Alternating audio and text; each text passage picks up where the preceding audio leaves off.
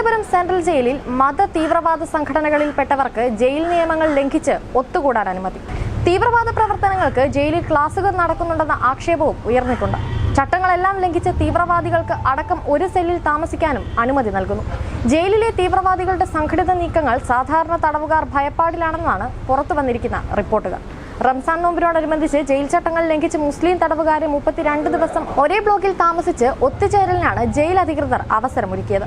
കൊടും ക്രിമിനലുകളായ കെമിൻ കൊലക്കേസ് പ്രതികൾ, SDPIക്കാർ, NIA അന്വേഷണത്തിലുള്ള ആലപ്പുഴ രഞ്ജിത്ത് ശ്രീനിവാസൻ വധക്കേസിൽ ശിക്ഷിക്കപ്പെട്ടവർ ഉൾപ്പെടെ തീവ്രവാദികളായ 84 പേരെയാണ് ഒരു ബ്ലോക്കിൽ ഒരുമിച്ച് താമസിക്കാൻ ജയിൽ അധികൃതർ അനുവദിച്ചത്.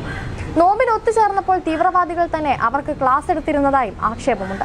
മറ്റ് മതവിശ്വാസികൾക്ക് നാശം വിതയ്ക്കാനും രാജ്യത്തെ ഭരണകൂടത്തിനെതിരെ പോരാടാനും ചിലരെ ഇല്ലാതാക്കാനുമുള്ള ആസൂത്രണ ക്ലാസുകളായിരുന്നു ജയിലിൽ നടന്നിരിക്കുന്നതെന്നാണ് ഇത് സംബന്ധിച്ച മാധ്യമ റിപ്പോർട്ടുകളിൽ പറഞ്ഞിരിക്കുന്നത്. തീവ്രവാദികൾക്കായുള്ള യോഗങ്ങൾക്ക് ഫർണിച്ചർ ഉൾപ്പെടെ സൗകര്യങ്ങളെല്ലാം ജയിൽ അധികൃതർ ഒരുക്കിയിരുന്നു. രാജ്യദ്രോഹ കേസിന് വധശിക്ഷയ്ക്ക് വിധിക്കപ്പെട്ടവർ, മയക്കുമരുന്ന്, കൊലപാതക കേസുകളിൽ ശിക്ഷിക്കപ്പെട്ട മറ്റ് സംസ്ഥാനങ്ങളിലുള്ളവർ, ബംഗ്ലാദേശ് തുടങ്ങിയ രാജ്യങ്ങളിൽ നിന്ന് വന്ന് തീവ്രവാദ പ്രവർത്തനങ്ങൾ പിടിക്കപ്പെട്ടവർ, ഇവർക്കെല്ലാം ഒത്തുചേരാനുള്ള അവസരമാണ് തിരുവനന്തപുരം സെൻട്രൽ ജയിലിൽ ഉണ്ടായിരിക്കുന്നത്. ശിക്ഷ കഴിഞ്ഞ് പുറത്തിറങ്ങുമ്പോൾ ചെയ്യേണ്ട തീവ്രവാദ പ്രവർത്തനങ്ങളെ സംബന്ധിച്ച് ചർച്ച ഒത്തുചേരലുകളിൽ നടന്നതായും റിപ്പോർട്ടുകളിലുണ്ട്. ഇതിനായി ചില ഉദ്യോഗസ്ഥന്മാർ പുറത്തുനിന്ന് സാമ്പത്തികം ഉൾപ്പെടെ വൻ സഹായങ്ങൾ ചെയ്തു കൊടുത്തിട്ടുണ്ട്.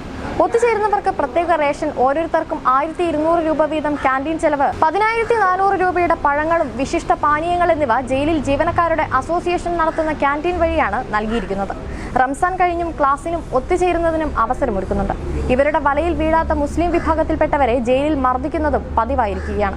ഒരുമിച്ച് കൂടാനും നമസ്കരിക്കാനും തയ്യാറാകാത്ത ജയിലിലെ 4-ാം ബ്ലോക്കിലെ തടവുകാരെ ഏപ്രിൽ 12-ന് ക്രൂരമായി മർദ്ദിച്ച സംഭവം ഉണ്ടായതോടെയാണ് സംഭവം പുറത്താവുന്നത്.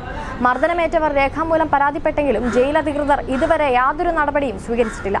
ജയിൽ മത രാഷ്ട്രീയ അടിസ്ഥാനത്തിൽ സംഘടിക്കുകയോ കലാപമുണ്ടാക്കാൻ ശ്രമിക്കുകയോ ചെയ്താൽ നടപടിയെടുക്കേണ്ട ജയിൽ അധികൃതർ തന്നെയാണ് ഇതിനൊക്കെ സൗകര്യമൊരുക്കി കൊടുക്കുന്നത്.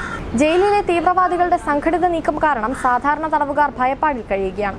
മുൻവർഷങ്ങളിലൊന്നും നോമ്പുകാലത്ത് ഇത്തരം പ്രത്യേക പരിഗണന ജയിലിൽ നൽകിയിരുന്നില്ല. നിയമലംഘനങ്ങൾ ജയിൽ ഉദ്യോഗസ്ഥർ ചൂണ്ടിക്കാട്ടിയിരുന്നെങ്കിലും നടപടികളെടുക്കാൻ മടിക്കുകയാണ്.